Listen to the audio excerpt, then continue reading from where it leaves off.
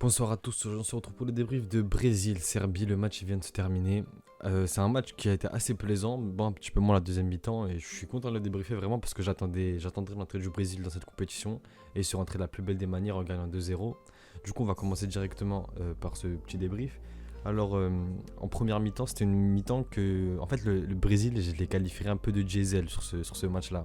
La première mi-temps, ils étaient dans un jeu un peu stéréotypé européen, si vous voyez ce que je veux dire. En fait, c'était pas le Brésil avec le mode Roga Bonito activé, t'as capté. Genre, c'était un Brésil un peu. On aurait dit une équipe européenne un petit peu. C'était pas une équipe qui m'a fait kiffer, pas un Brésil que j'ai kiffé voir. Mais en deuxième mi-temps, ça s'est déchanté. Je sais pas si ça se dit comme ça, mais vous avez capté. Le Brésil, bah, c'est redevenu le Brésil. Mais du coup, d'abord, avant de parler du Brésil, parce que j'ai pas mal de choses à dire sur eux, plus que sur la Serbie, parce que la Serbie, ils ont été très solides défensivement, ça on peut pas leur enlever. En termes de défense, de mettre le bloc derrière, ils étaient très bons. Et c'est ce que je leur reproche. Parce que, mon gars, t'as une Coupe du Monde chaque 4 ans. C'est le rêve de tous les footeux de jouer une Coupe du Monde. Et toi, tu viens, tu joues avec 10 joueurs derrière, plus le gardien. Non, moi, j'ai pas aimé la pression de la Serbie. Même si on peut pas leur enlever que défensivement, ils étaient très forts. Mais c'est pas le football que j'aime, encore moins en Coupe du Monde. Quand on sait que tous les matchs, c'est des matchs couperés quasiment. Bon, à part peut-être le dernier match de groupe. Dans certains groupes, c'est des matchs, des fois même on fait tourner ou quoi. Mais ça, c'est des matchs, on voit que tout le monde peut battre tout le monde. Ça veut dire, donne-toi. Le Japon, ils ont gagné. L'Arabie Saoudite, ils ont gagné contre l'Argentine. Japon contre l'Allemagne. On voit qu'il n'y a que des surprises depuis ce début de Coupe du Monde. Et la Serbie, en vrai, ils avaient la place parce que le Brésil, en première mi-temps, c'était pas le Brésil qu'on connaît. Et je pense qu'ils auraient pu caler un petit but. Parce qu'on a vu que le Brésil, ils étaient assez dérangés par la Serbie. Mais du coup, ouais, voilà, les Serbes, j'ai pas vraiment aimé leur match. C'était un match défensif et c'est tout ce qu'ils ont fait. Au niveau de l'attaque, ils ont un petit peu attaqué après le premier but, mais c'est vite redescendu, ils se sont fait punir juste après. Du coup, on va passer au Brésil maintenant. Le Brésil, j'ai trouvé déjà que la charnière centrale, Thiago Silva, Marquinhos, bon après c'est pas nouveau, ils ont joué ensemble à Paris, ils ont joué ensemble en sélection, ils ont l'habitude. Mais j'ai vraiment kiffé leur match, très très propre, Thiago Silva. Voilà, Thiago Silva, Paris, vraiment, je sais pas si on a vraiment bien fait de l'étège parce que tu me donnes un Thiago Silva, un Ramos aujourd'hui, à l'instant T, je pense que je prends un Thiago Silva. Il est plus fit que Ramos, il fait des meilleures prestations que lui. Du coup, je sais pas si c'était vraiment un bon choix, mais bon, ça n'a rien à voir avec le match. Mais Thiago Silva, toujours au top. Marquinhos aussi, il était super bon, j'ai kiffé son match.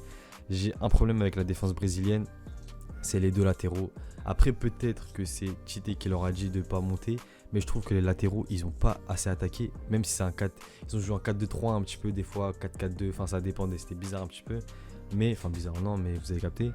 Mais les latéraux, ils montaient pas assez. Les seules actions des latéraux, ils sont montés, ils ont vraiment apporté du danger. Et on l'a vu avec la frappe d'Alexandro qui a envoyé un missile. Dommage qu'elle rentre pas parce que ça aurait été un but magnifique. Du coup, après les latéraux, on va passer au milieu de terrain. C'était une doublette Paqueta-Casemiro. Les deux, ils ont été très propres. Casemiro, quel petit chien. Vraiment, j'aimerais pas l'avoir en face de moi. Heureusement que le Brésil, ils l'ont avec eux parce que c'est un vrai joueur sud-américain, un vrai chien de la casse.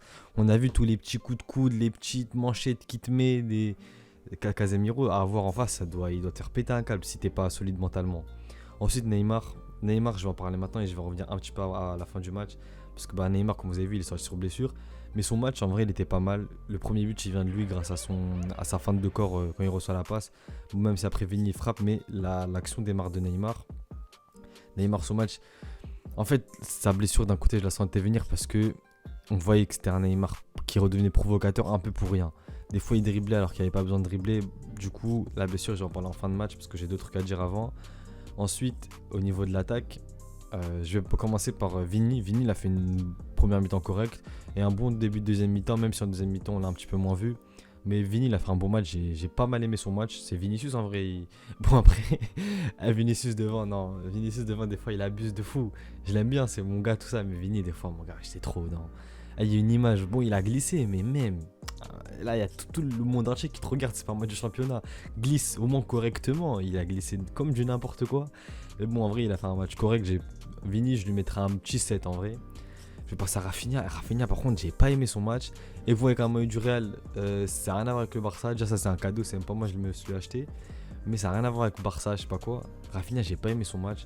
En deuxième mi-temps, quand le Brésil est dominé, du coup, ça allait mieux pour lui aussi. Mais justement, quand le Brésil, ils étaient dans le dur, j'ai pas aimé son match. Vraiment, Là, en début de deuxième mi-temps, normalement je suis là mais 15 fois à Neymar là, quand il tire sur le gardien. Des centres ratés, des fois des mauvais choix. Techniquement, je parle pas en geste technique, vraiment la technique pure. C'était pas trop ça, des mauvais choix de passes, des passes ratées. Pareil, à un moment il déborde, il fait ce qu'il faut sur le côté droit. Il revient double contact. Enfin, j'ai pas compris ce qu'il a fait, il aurait dû centrer direct. Mais du coup, Rafinha, j'ai un petit peu moins aimé. Richarlison, je parlais avec un pote à moi. D'ailleurs, si il regarde la vidéo, il va se reconnaître. J'ai dit qu'il faisait un match dégueulasse et je comprends pas qu'est-ce qu'il foutait sur le terrain. Et je pense toujours qu'il a fait un match dégueulasse jusqu'à ses buts. Parce que Richarlison, clairement, on l'a pas vu. Il avait du mal toute la première mi-temps et même la deuxième mi-temps jusqu'à ce qu'il marque. Premier but, un but, il est bien placé, tant mieux, il la met. Le deuxième but, les gars. Et le deuxième but, quand je l'ai vu, non. Bah, pour moi, le plus beau but, c'était le but du joueur de l'Arabie Saoudite contre l'Argentine. Mais là, ça va être dur de faire mieux que ce qu'il vient de nous sortir là. Quel but! Le petit là, il se lève la main, il se lève la balle, retourné. Magnifique. Le but, il est incroyable. C'est un 10 sur 10. Et du coup, Richarlison, son match dans le jeu, ça change rien à ce que je disais pour moi. Il n'a pas été bon dans le jeu en termes de création de jeu, création d'occasion, tout ça, il n'a pas été top. Même en termes de placement, parce que des fois sur les centres, il était mal placé. Mais en termes de but, là, on peut rien lui dire. Le mec, on lui demande de marquer, il cale 2 buts. Bah, bien sûr que son match, il est réussi. Du coup, Richarlison, gros match, oui et non, mais gros match quand même, parce que ce qui compte à la fin, c'est les buts pour un buteur. Et voilà, maintenant, on va passer aux entrants. Rodrigo, il va faire mal dans quelques années. Rodrigo, vraiment, on voit qu'il y a quelque chose, et ça se voit même avec le Brésil, et ça devient effrayant. Parce que là, l'entrée qu'il te fait, Rodrigo, même s'il ne marque pas, le danger qu'il apporte, il fait flipper. Vraiment, son entrée à Rodrigo, c'était une top entrée, j'ai kiffé de fou. Après, il y a eu Anthony, il a fait une bonne entrée, enfin normal, genre il a pas crevé l'écran comme on dit. Martinelli, pareil, une bonne entrée. Après, le mec sur son côté, Martinelli, je sais pas, il était sous 8-6 parce qu'il se faisait mélanger à chaque fois. D'ailleurs, même les commentateurs en ont parlé. Il a fait une très mauvaise entrée, le Serbe. Il se faisait mélanger à chaque duel avec Martinelli, c'était simple pour lui en vrai. Et l'entrée de Fred, pas mal, il a apporté, il a mis des frappes, tout ça. Une bonne entrée, Fred. J'ai aimé pas mal. Maintenant, on va passer au sujet qui fâche. C'est la blessure de Neymar. Vous pouvez voir là, ici, là, j'ai mis l'image. On voit que ça. Regardez l'état de sa cheville. C'est effrayant un petit peu quand même. Parce que, bon, pour ceux qui ont vu la vidéo Prono Coupe du Monde, déjà pour moi, le Brésil, c'est les grands favoris. Je les vois vainqueurs. Et Neymar, pour ceux qui ont vu aussi la vidéo, vous avez compris l'amour que j'ai pour ce joueur et ce qu'il m'a fait vivre quand j'étais plus jeune. Mais je vais pas vous mentir que bon, Neymar, ça reste un top joueur, un top player, tout ce que tu veux. Mais je pense que le Brésil, ils ont de quoi faire même sans Neymar. Parce que quand tu vois les entrées de Rodrigo, quand tu vois il y a les Gabriel Jesus aussi qui est sur le banc, quand tu vois le vivier qu'il y a au Brésil, même si la blessure de Neymar, ça enlève un gros plus au Brésil. Peut-être un futur ballon d'or là, parce que la saison qu'il fait à Paris, et en tout cas il est dans les potentiels au ballon d'or. Mais c'est bizarre, mais en vrai, pour le Brésil, je vais dire entre guillemets, je m'inquiète pas trop, mais voilà. Et voilà, c'est la fin de la vidéo. Du coup, je vais juste mettre un petit classement des groupes pour vous voyez un petit peu comment ça se passe. Les grosses surprises, en vrai, c'est l'Allemagne qui a perdu. Ce groupe-là, il est toujours jouable pour tout le monde, en vrai. L'Argentine aussi, qui a perdu. C'était les grosses surprises du truc. Enfin, de cette première journée. Sinon, le reste, ça va. Le Portugal aussi qui a gagné. Je peux pas débriefer le match, comme je vous l'ai dit. Tunisie, gros match contre le Danemark aussi, ça c'était une surprise. Pour moi, je les voyais perdre, je l'ai dit dans ma vidéo prono. Et sinon, voilà. D'ailleurs, encore, je vais faire une petite pub. Ramenez-vous sur Twitter, ça régale. Je fais des tweets marrants, je fais des tweets sérieux. Et il faut bien augmenter la communauté. Du coup, rejoins. Vas-y, mon Twitter, c'est un vestiaire, mon frère. Rejoins le vestiaire carrément. Mais du coup, ça sera pour la prochaine vidéo. Je sais pas, ça sera le débrief de quoi. J'ai pas encore vu les matchs de demain. Mais ça sera sûrement le match de 20h. Parce que je finis tard. Du coup, je serai obligé de débriefer que le match de 20h. C'est celui que je verrai le mieux. Du coup, ça sera pour la prochaine vidéo. A plus.